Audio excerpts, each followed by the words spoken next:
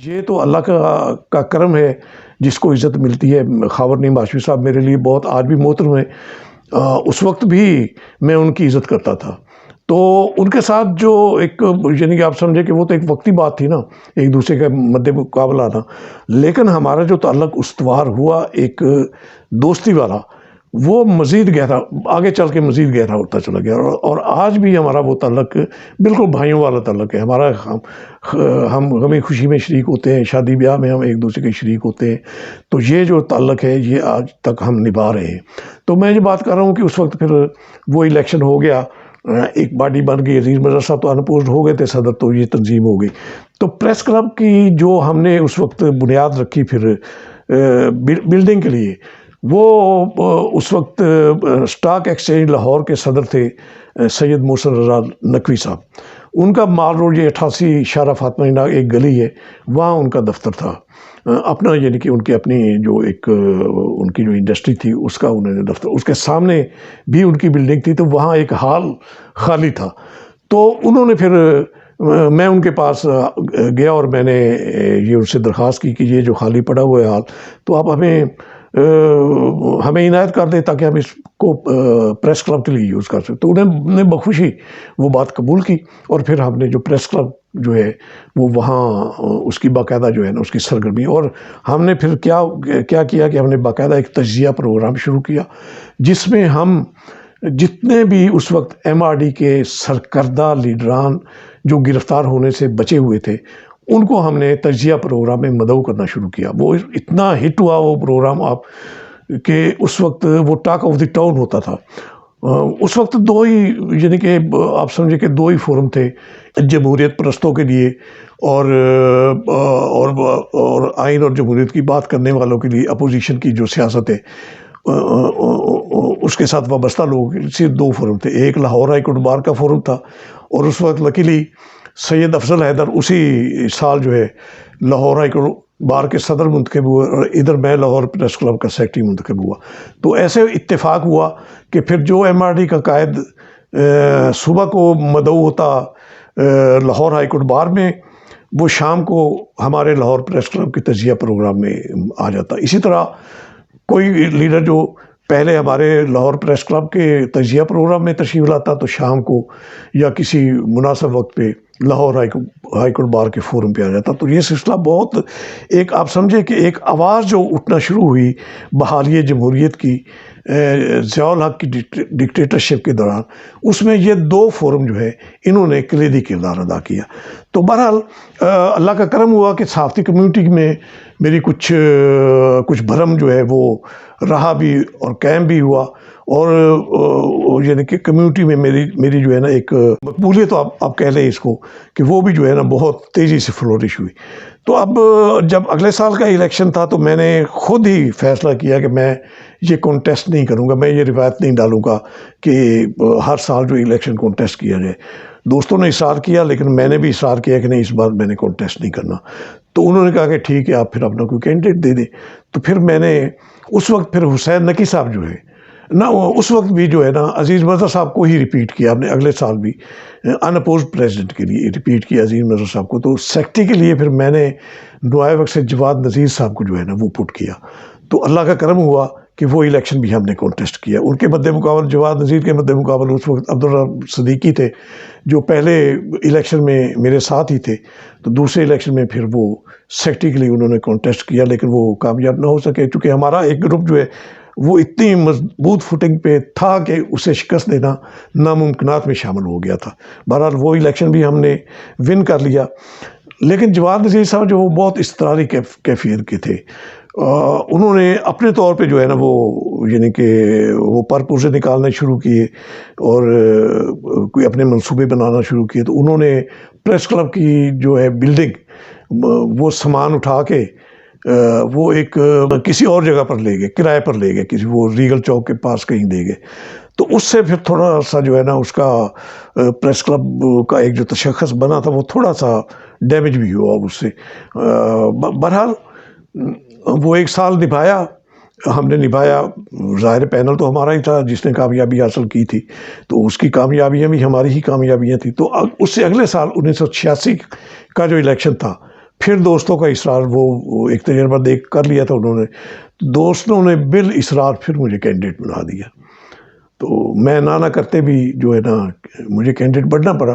تو اس وقت پھر ان اپوزڈ پریزیڈنٹ کے لیے حسین نقی صاحب جو ہے ان کا ان پر اتفاق ہوا ہماری کمیونٹی کا، تو وہ ان اپوزڈ صدر جو ہے ان کا اناؤنس ہو گیا. میں امیدوار تھا، اور میرے مد مقابل جو ہے اس وقت یہی جواد نذیر صاحب جن کو میں نے کینڈیڈیٹ بنایا، میں نے الیکٹ کروایا، انہوں نے میرے مد مقابل شاہین قریشی صاحب جنگ سے جو ہے ان کو میرے مد مقابل لا کھڑا کیا سیکرٹری کے لیے. شاہین قریشی صاحب بھی ہماری پہلی باڈی جو ہے میرے ساتھ ہی گورننگ باڈی کے ممبر الیکٹ ہوئے تھے، اور ہماری بہت اچھی دوستی تھی اس وقت بھی، اور آج بھی ہماری بہت اچھی دوستی ہے ان کے ساتھ.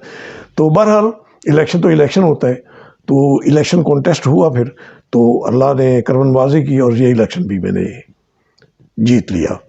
تو جواد نذیر صاحب کو اتنا صدمہ ہوا میرے جیتنے پر کو وہ لٹرلی انہوں نے رونا شروع کر دیا جب الیکشن کا رزلٹ اناؤنس ہوا. تو بہرحال میں نے خود انہیں تسلی دی اور انہیں دلیر بننے کا میں نے ایک یعنی کہ ایک سمجھے کہ انہیں کہا. تو پھر ہم نے جو پریس کلب کی بلڈنگ جو جواد نذیر صاحب لے گئے تھے وہاں ریگل چوک کرائے کی کوئی بلڈنگ لے لی تھی انہوں نے، اور ایکٹیویٹیز بھی ساری ختم ہو گئی تھی. تو پھر ہم نے پرنس سینما ایک ہوتا ہے ایورڈ روڈ پہ، تو اس کے مالک سے میں نے بات کی، اس نے مہربانی کی، اس کے اوپر اس نے کچھ دکانیں بھی بنائی ہوئی تھی، کچھ فلیٹ بھی بنائے ہوئے تھے. تو ایک فلیٹ خالی کرا کے انہوں نے ہمارے حوالے کا دے کے ٹھیک ہے آپ یہاں، وہ دوسری منزل پہ تھا، تو یہاں آپ اپنا پریس کلب بنا لیں. تو پھر ہمارا پریس کلب جو ہے نا یہ وہاں شفٹ ہو گیا. تو یہ تجزیہ پروگرام پھر وہیں پہ دوبارہ شروع ہوا. تو اب آپ دیکھیے اس پروگرام میں کیسے کیسے ہم شخصیات شریک ہوتی رہی. ان میں میر غوث بزنجر صاحب تھے، بہت قداور سیاستدان تھے، بلوچستان کے تو بڑے تھے لیکن قومی قائد تھے. پھر بیگم نسیم ولی خان صاحبہ، پھر اس کے علاوہ جو سندھی عوامی تحریک جو بڑی مقبول جماعت تھی سندھیوں کی، سیٹ سندھی عوامی تحریک، اس کے لیڈر رسول بخش پلیجو صاحب، ان کے ساتھ میری تعلق داری اس سے پہلے بھی اس طرح ہوئی تھی کہ یہ انہیں قید کیا ہوا تھا ضیاء الحق صاحب نے ان کے خیالات اور نظریات کی بنیاد پر. تو انہیں سزا دینے کے لیے نا انہیں کوٹ لکھپت جیل منتقل کیا گیا. اس وقت ان کی یعنی کہ یہ کیفیت ہوتی تھی، ان کی جسمانی یہ حالت تھی کہ سخت گرمی میں بھی یہ کمبل اوڑا کرتے تھے، سویٹر کوٹ پہنا کرتے تھے، انہیں سردی لگا کرتی تھی سخت گرمی میں بھی. تو کوٹ لکھپت جیل میں جب ان کی ہوئی تو وہ جب یہ ان کی بیماری کا دورانیہ جب ہے وہ کوئی سنگینی اختیار کر گیا تو انہوں نے حکومت نے جو ہے نا انہیں شفٹ کر دیا میو اسپتال میں، اور یہ اے وی ایچ جو ہے اس کا ایک کمرہ جو ہے اسے سب جیل قرار دے کر وہاں پلیجو صاحب کو شفٹ کر دیا. تو اس وقت افتخار صاحب، افتخار فتنہ ہم انہیں کہا کرتے تھے، میرے یعنی کہ شروع دن کے میرے ساتھیوں میں یہ جو سٹرگل ہم نے پریس کلب کی بحالی کی یا جمہوریت کے حوالے سے اور آئین کی پاسداری کے حوالے سے جو سٹرگل تھی ہماری، یہ افتخار احمد صاحب اور میں اور سید ممتاز صاحب، اسی طرح رؤف طاہر صاحب تھے، اس طرح ہمارے کچھ اور دوست تھے، یہ سب ہم ساتھ ساتھ جو ہے نا جو بھی معاملہ ہوتا تھا. بے نظیر بھٹو صاحبہ جب تشریف لائی جلاوطن ترک کر کے لاہور 10 اپریل 1986 کو، تو ہم یہی دوست جو ہے ان کو کور کرنے کے لیے ہم اکٹھے ہی گئے تھے ایئرپورٹ.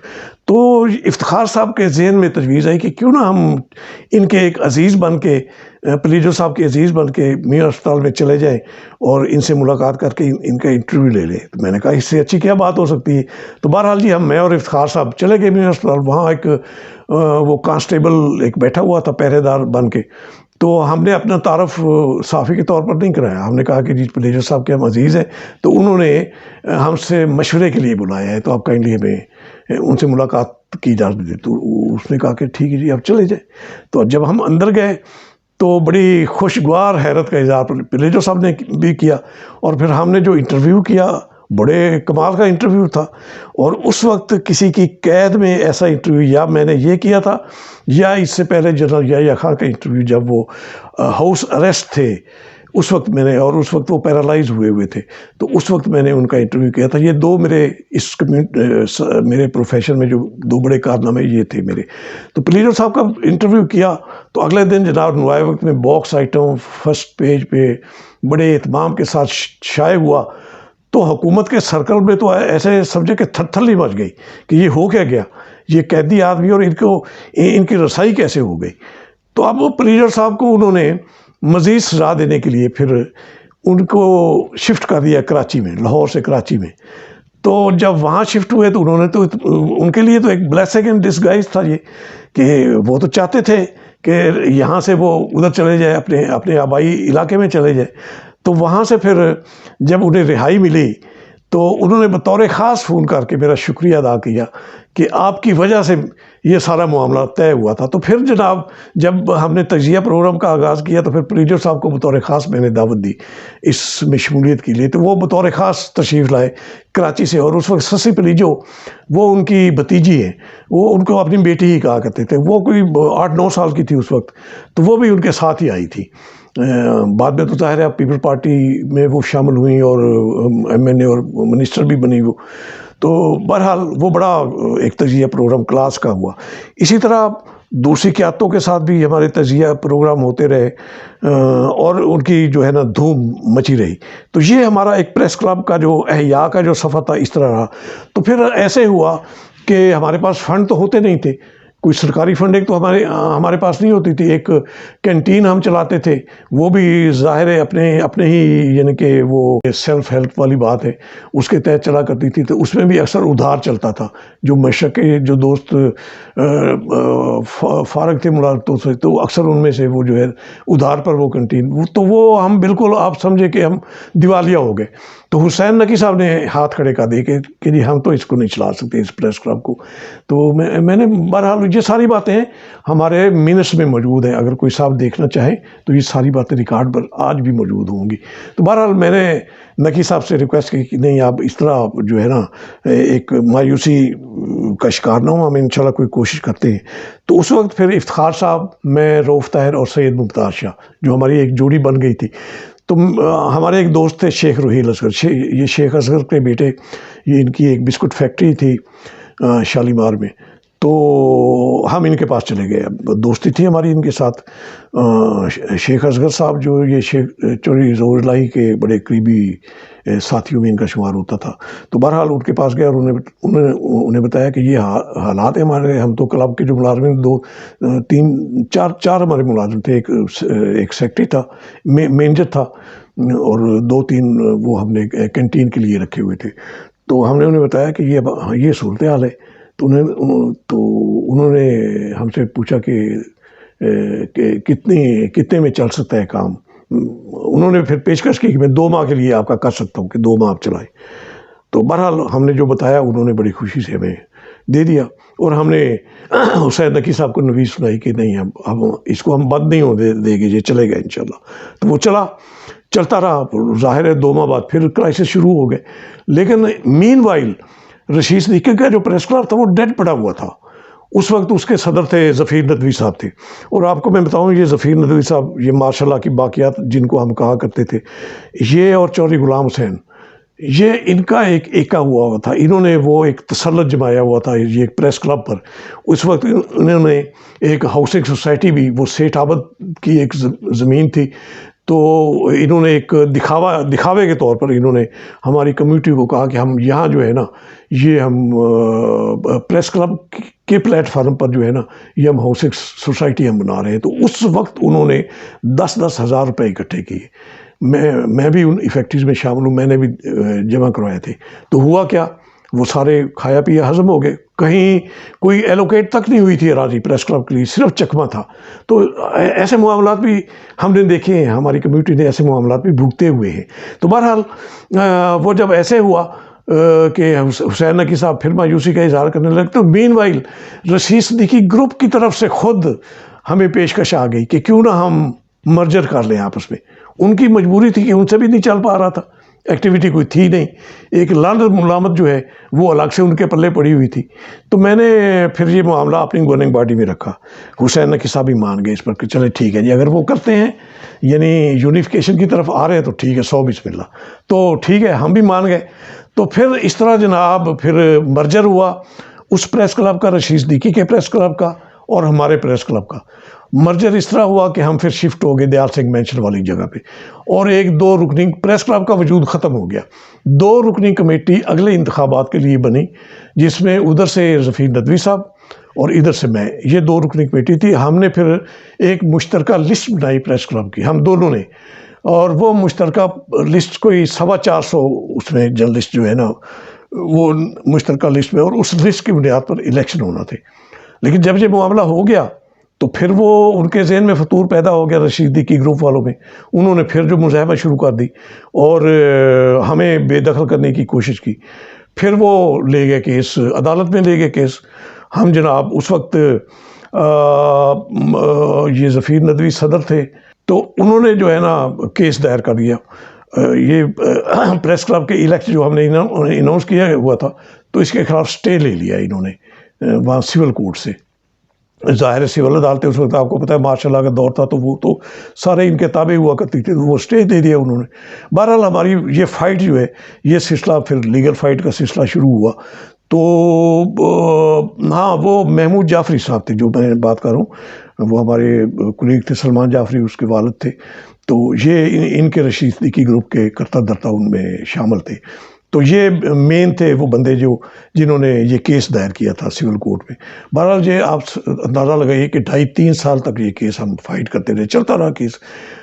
بالآخر جیسے ہی اسٹے ویکیٹ ہوا تو ہم نے جناب الیکشن کی تاریخ کا اناؤنس کر دیا۔ اب انہیں اور کچھ نہ سوجا تو انہوں نے تالا لگا دیا پریس کلب کی بلڈنگ کو۔ ظاہر الیکشن اس دن، جس دن پولنگ تھا تو انہوں نے تالا لگا دیا۔ اب ہمارے لیے اور مشکل کہ ہم پولنگ اب کہاں کرائیں۔ تو اسی وقت احسان اللہ خان صاحب تھے، ایک لیبر لیڈر تھے، بڑے مشہور لیبر لیڈر تھے اس وقت، تو ان کا ایک فلیٹ تھا وہیں دیال سنگھ مینشن میں پریس کلب کے پچھواڑے۔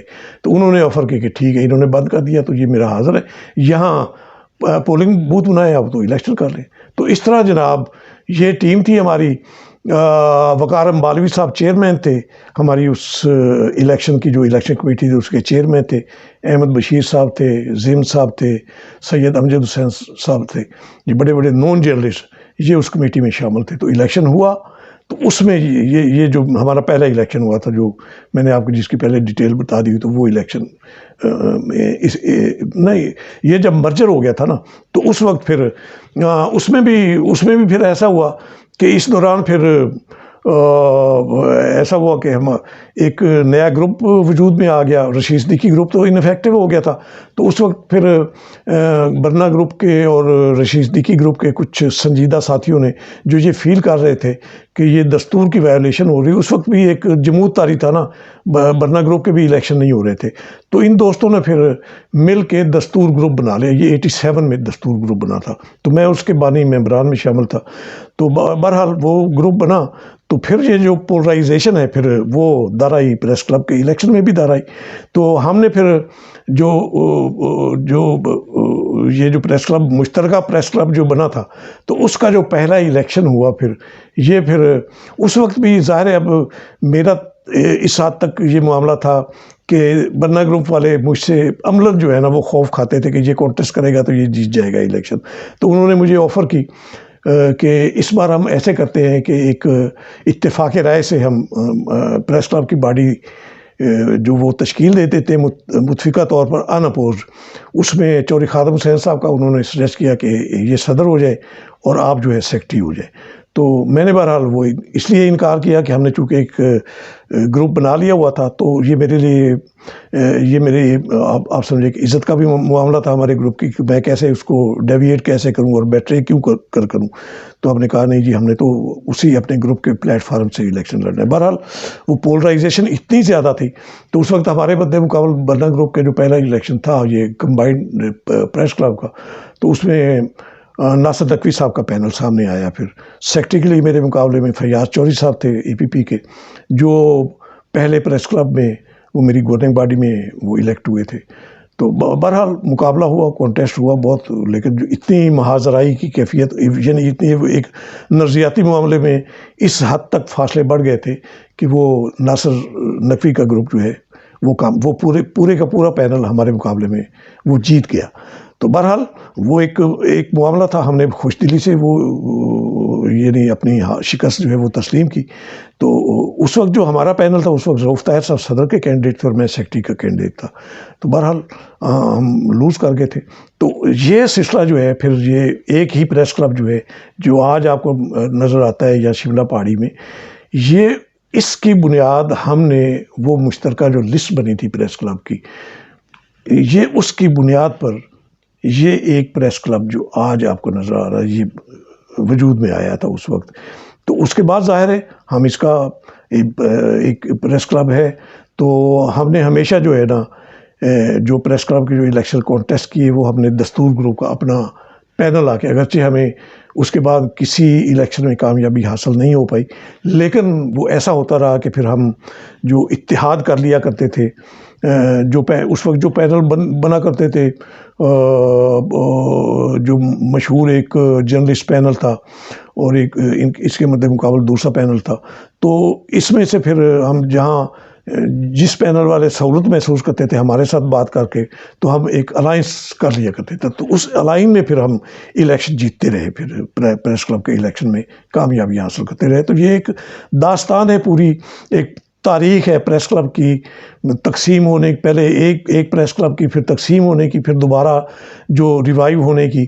تو یہ سارے معاملات جو ہیں یہ ہماری نئی کمیونٹی کے بالکل یعنی کہ ان کے جو ہے نالج میں نہیں ہے یہ سارے معاملات. تو بہرحال یہ ایک سٹرگل ہے.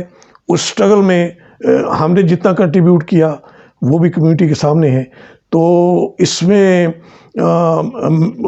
کبھی گلہ بھی ہوتا ہے اپنے دوستوں سے، کبھی گلہ بھی ہوتا ہے، لیکن بہرحال ہماری کمیونٹی اب چونکہ ایک ہے اور ایک ہی پلیٹ فارم پہ ہے، اور وہ پریس کلب کا پلیٹ فارم ہے. جو دوسرے ٹریڈ یونین کے پلیٹ فارم ہے وہ الگ الگ ہی ہیں، اور ان میں بھی اب بدقسمتی سے اتنے ایک گروپ میں 4 گروپ بن گئے. اس بارے میں میں انشاءاللہ اگلے پروگرام میں بات کروں گا. اس میں میری کیا کنٹریبیوشن رہی ہے، کیا کیا کامیابیاں حاصل کی میں نے کمیونٹی کے لیے، یہ انشاءاللہ میں اگلے پروگرام میں اس پر بات کروں گا. آج کے لیے اتنا ہی، اور آخر میں آپ سے دوبارہ یہی درخواست کروں گا کہ آپ یہ پروگرام میری یادیں جو ہے یہ میرے یوٹیوب چینل ہی کا میں شامل ہے، اور اس یوٹیوب چینل کو آپ نے سبسکرائب کرنا ہے، لائک کرنا ہے اور شیئر کرنا ہے. بہت مہربانی آپ نے اتنی پیشنس سے، توجہ سے میری باتیں سنی، اور انشاءاللہ یہ سلسلہ بھی میں جاری رکھوں گا. بہت مہربانی آپ.